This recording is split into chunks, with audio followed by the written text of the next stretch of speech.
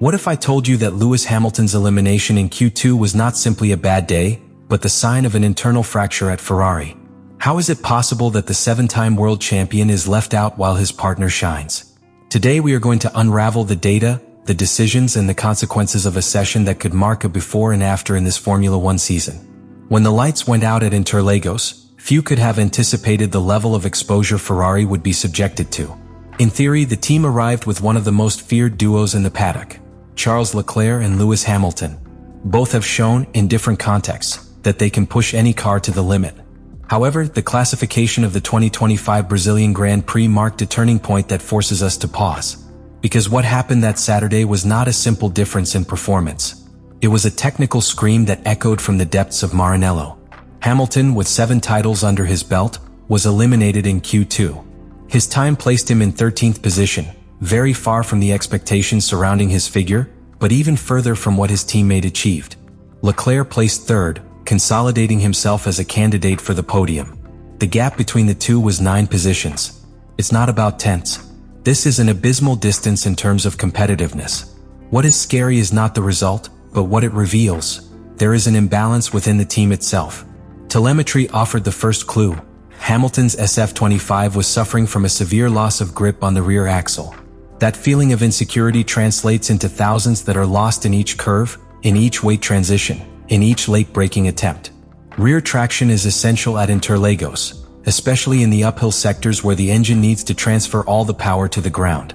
If the car does not respond, if it slips, there is no possibility of building a competitive lap. Hamilton was direct, without detours. His words were blunt. I didn't have any rear grip. The tires didn't work today. This statement, beyond the emotional, is supported by the team's internal records. Sensors installed in their tires showed that they never reached the ideal thermal window. And that detail is crucial. Because when tires don't get up to temperature, they lose grip, flex, lateral load capacity, everything. But the real mystery emerges when compared to Leclerc's car. He not only avoided this problem, but found rhythm, stability and balance under the same conditions. How is it possible that two supposedly identical cars behave as if they belong to different categories? That's where the story becomes disturbing. Engineers suspect the problem could lie in the preparation procedures. Specifically, how each garage treats the tires before hitting the track. Preheating, the process by which the thermal blankets, initial pressures and start timing are managed, could be affecting the two cars unequally. A difference of just 2 or 3 degrees Celsius can mean that one enters the optimal range and the other does not.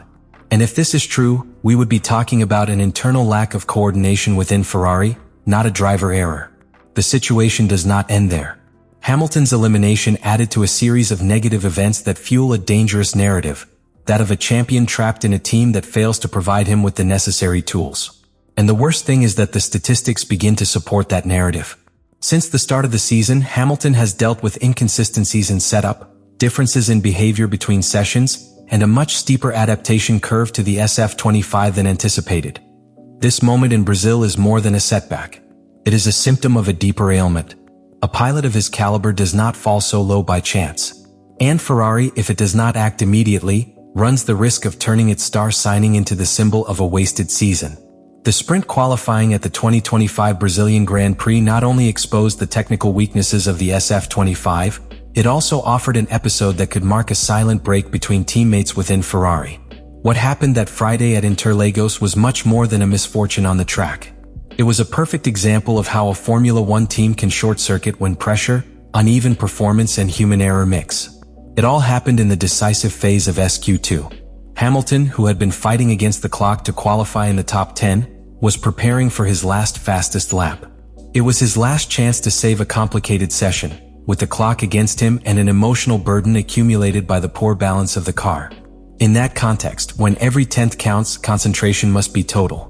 And just at that critical moment, Charles Leclerc lost control of his Ferrari at the exit of turn 10. The Monégasque's SF25 went long, crossed the curb too aggressively and ended up stopped in a dangerous position on the side of the track.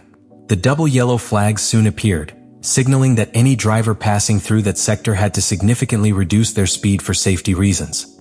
But Lewis Hamilton was already on his fast lap, approaching the conflictive sector with everything, with no margin for error and no room for doubt. Telemetry data reveals that Hamilton hesitated. He briefly released the accelerator, enough to show caution, but not enough to strictly comply with the speed reduction protocol under double yellow. His line of sight was also compromised. At that point on the circuit, the drivers focused their gaze on the right apex of the curve, not on the left area where the car was stopped. Technically, the light panel activated only a fraction of a second before he passed by. Legally, it was a gray area. Sportingly, it was a risk. The FIA, in its post-session analysis, called Hamilton to testify. After reviewing the images, data, and context, they decided to issue a formal warning. There was no penalty on the grid. There was no loss of positions. But there was a clear message: you are under observation. And the most relevant thing is that this was his first warning of the entire season. For a driver like Hamilton with more than 300 Grand Prix contested, that figure says a lot. But even more so, it says a lot about how he is driving this year, to the limit. Literally. The consequence of this incident is not measured only in positions. It is measured in trust. It is measured in how a driver interprets his team's support. Did Hamilton receive the same technical and strategic support? Was communication between garages clear enough at that crucial moment? Or was it another sign that, despite being at Ferrari, he is still the new guy on the team? The first, insufficient top speed. To compensate for its lack of natural downforce, especially in fast corners, Ferrari has opted, race after race, to mount more aggressive wing configurations. This increases drag. The result is that on the straights, where other teams release power and reach maximum speed, the SF25 remains stagnant. According to radar speed data at Interlagos, Hamilton and Leclerc were among the bottom 5 cars in pure top speed. On a circuit where the second sector rewards traction, and the third punishes the lack of top speed, this is lethal. The second weakness is even more worrying: limited rotation on the front axle. The SF25 just doesn't spin well. The steering responds late, the front axle does not engage with the track, and this forces the drivers to compromise corner entry. They cannot brake as late as they would like, nor charge energy when braking like other teams. This produces a chain consequence. The pilot has to reduce more than necessary, open the steering for longer, and that kills traction at the start. What should be a clean curve becomes a dysfunctional sequence that compromises the entire sector. The third, inefficient ride height. Unlike what the current regulations allow and promote cars that operate very close to the ground to maximize the Venturi effect, Ferrari has a chronic problem with suspension tolerances and chassis rigidity. The SF25 cannot be operated in the optimal height range without compromising bounce or bottoming. Engineers are forced to lift the car slightly, which destroys ground effect and forces downforce to be generated by more traditional means such as spoilers. But those flaps are already maximized, and the rest of the aerodynamic flow isn't cooperating. A perfect storm. This triangle of failures was aggravated in Interlagos due to the high sensitivity of Brazilian asphalt to thermal changes. The tire operating window became a mission impossible for Ferrari. When they lowered the pressure to improve traction, they lost stability. When they raised the pressure to protect the compound, they lost grip when cornering. And worst of all, this instability was not symmetrical between the two cars. After the sprint race, both drivers were clear.